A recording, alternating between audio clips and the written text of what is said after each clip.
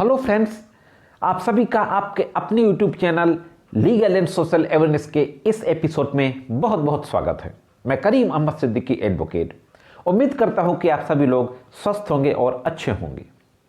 अक्सर देखने में आता है कि लोग अपनी रंजिश के चलते लोगों को सबक सिखाने के लिए घर में लड़कियों और महिलाओं का भी इस्तेमाल करते हुए महिलाओं से संबंधित अपराधों के मुकदमे लगा देते हैं। यहाँ तक कि रेप के फर्जी मुकदमे भी लोगों के द्वारा दर्ज करा दिए जाते हैं।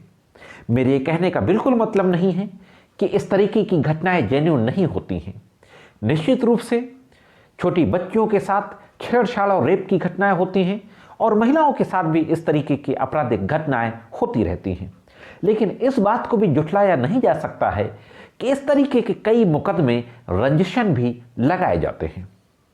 आज के इस एपिसोड में इसी तरीके के एक मुकदमे के बारे में बातचीत करने जा रहा हूं। ऑनरेबल दिल्ली हाई कोर्ट ने एक पॉक्सो एक्ट के मामले में एक मुलजिम को, जिसको कि डिस्ट्रिक्ट कोर्ट ने सजा दे दी थी, कन्विक्शन कर दिया था, उसको दिल्ली हाई कोर्ट ने छोड़ दिया। तो केस के फैक्ट के बारे में बात करते हैं और दिल्ली हाई कोर्ट ने जो जजमेंट दिया वो किस बेसिस पर दिया, क्या मुख्य रूप से जो बात कही वह क्या कही, इन सभी बातों के बारे में आज के इस वीडियो में बातचीत करते हैं। तो देखते हैं कि इस संबंध में संपूर्ण जानकारी क्या है। केस के फैक्ट कुछ इस प्रकार हैं कि एक परिवार एक जगह पर रेंट पर रहता था। दिल्ली की घटना है। पिता रिक्शा चलाता था और माँ दूसरों के घरों में काम किया करती थी। छोटे छोटे 2-3 भाई बहन थे जो घर में रहा करते थे। माँ अक्सर काम के दौरान उन बच्चों को अकेले घर में छोड़ करके चली जाया करती थी। उन बच्चों में से एक लड़की थी 10-12 साल की। उस बच्ची ने एक दिन अपनी माँ से शिकायत की कि एक व्यक्ति जो अक्सर दरवाजे के सामने आकर के खड़ा हो जाता है और उस बच्ची को देखता रहता है और उस बच्ची को अपनी पैंट की जिप खोलकर अपना प्राइवेट पार्ट दिखाने लगता है। इस तरीके की घटना के बाद दूसरे दिन वहीं पास में ही मोहल्ले में एक भंडारे का आयोजन कुछ लोगों के द्वारा किया गया था। वह बच्ची उस भंडारे के प्रोग्राम के पास उस व्यक्ति को फिर से खड़े हुए देखती है और यह बात वह अपनी मां को बताती है। उसकी मां अपनी बच्ची के साथ जाती है और उससे इस बात की शिकायत करती है। इसके बाद उसका पिता भी वहीं पर पहुंच जाता है। मामला बढ़ जाता है, पुलिस को बुला लिया जाता है। पुलिस बयान रिकॉर्ड करती है और एफआईआर दर्ज करती है और उस व्यक्ति को पकड़कर ले जाती है।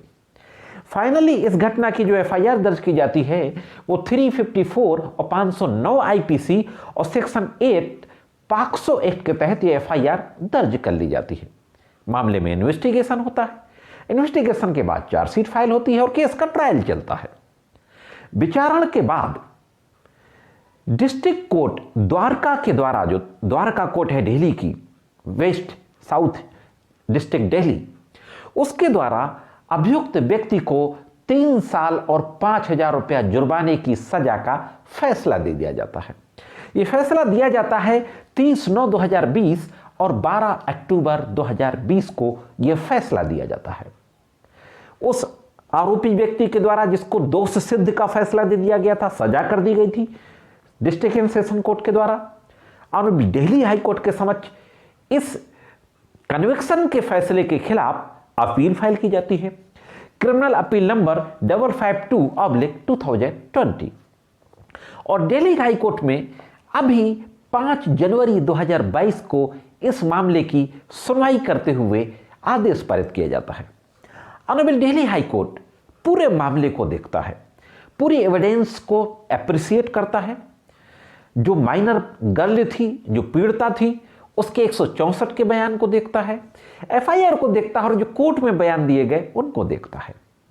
जो महत्वपूर्ण बातें जो निकल करके आती हैं पूरे केस में, जो दिल्ली हाई कोर्ट के द्वारा एनालिसिस करने के बाद, कि जो बयान उस नाबालिग पीड़िता के द्वारा कोर्ट में दिए गए उसमें, और जो 164 सीआरपीसी के तहत जो बयान रिकॉर्ड किए गए during the investigation before the magistrate, उसमें एक मैटेरियल कंट्राडिक्शन है, इनकॉन्सिस्टेंसी है।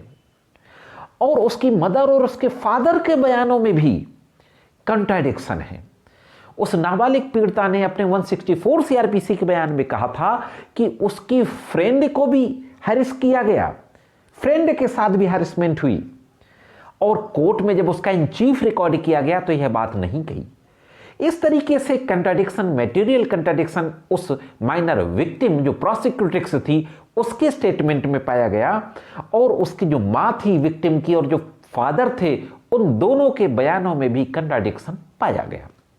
ऑनरेबल दिल्ली हाई कोर्ट के द्वारा 3 महत्वपूर्ण सुप्रीम कोर्ट के जजमेंट का जिक्र किया जाता है। वो तीनों जजमेंट की डिटेल मैं स्क्रीन पर दे दूंगा, मैं भी पढ़ के आपको बता रहा हूं। Dattu Ramarao Sakhar versus state of Maharashtra, ये 1997 का केस है जो एससीसी जनरल के पार्ट 5 पेज नंबर 341 में पब्लिश हुआ था। दूसरा केस स्टेट ऑफ राजस्थान बनाम ओम प्रकाश 2002 का केस है जो पेज नंबर 745 एससीसी वॉल्यूम 5 में पब्लिश हुआ था। तीसरा केस है हिमाचल प्रदेश बनाम संजय कुमार उर्फ सनी 2007 का केस था जो वॉल्यूम 2 एससीसी के पेज नंबर 51 में पब्लिश हुआ था। सारी डिटेल आपके सामने है। इन 3 केसेस में जो ऑनरेबल सुप्रीम कोर्ट के द्वारा जो प्रिंसिपल लेट डाउन किए गए, जो बातें कही गई, जो सिद्धांत प्रतिपादित किए गए, उनको देखा जाता है, उनका जिक्र किया जाता है। और ये कहा जाता है कि निश्चित रूप से जो रेप के केसेस होते हैं उसमें सोल विटनेस के बेसिस पे कन्विक्शन किया जा सकता है। सिर्फ अकेले पीड़िता के बयानों के आधार पर सजा की जा सकती है, लेकिन वह बयान विश्वसनीय होना चाहिए, क्रेडिबल होना चाहिए, कहीं से भी किसी भी तरीके से रत्ती भर डाउट, गुंजाइश नहीं होना चाहिए डाउट की। विश्वास इतना क्रेडिबल और विश्वसनीय कोगेंट स्टेटमेंट होना चाहिए। यह कहते हुए ऑनरेबल दिल्ली हाई कोर्ट इस नतीजे पे पहुंचता है कि इस मामले में जो स्टेटमेंट हैं जो विक्टिम के और जो विटनेसेस के, उसके फैमिली मेंबर, पेरेंट्स के, उनमें बहुत ही ज़्यादा मटेरियल कंट्राडिक्शन है, इनकॉन्सिस्टेंसी है। और यह कहते हुए ऑनरेबल दिल्ली हाई कोर्ट 5 जनवरी 22 को उस अभियुक्त व्यक्ति को जिसको डिस्ट्रिक्ट एंड सेशन कोर्ट ने कन्विक्शन कर दी थी, सजा कर दिया था, उसको दोष मुक्त कर दिया जाता है दोस्तों। हाँ साथियों, रिहा कर दिया जाता है। तो यह एक बहुत महत्वपूर्ण जजमेंट है। यह जजमेंट तमाम क्रिमिनल ट्रायल, जितने भी आपराधिक मुकदमे होते हैं, इवन डाउरी के केसेस हों, रेप के केसेस हों, किडनैप, मर्डर, किसी भी तरीके के केसेस हों, यह जो प्रिंसिपल है दिल्ली हाई कोर्ट का, यह जरूर काम आएगा। तो मैं समझता हूं कि यह जानकारी जरूर आपके काम आएगी, यूजफुल होगी। जानकारी कैसे लगी कमेंट्स करके जरूर बताएं। आज के इस वीडियो में इतना ही। मिलते हैं किसी अन्य वीडियो में कानून की कुछ अन्य जानकारियों के साथ। तब तक कानून की विभिन्न तरीके की जानकारियों के लिए देखते रहें लीगल एंड सोशल अवेयरनेस।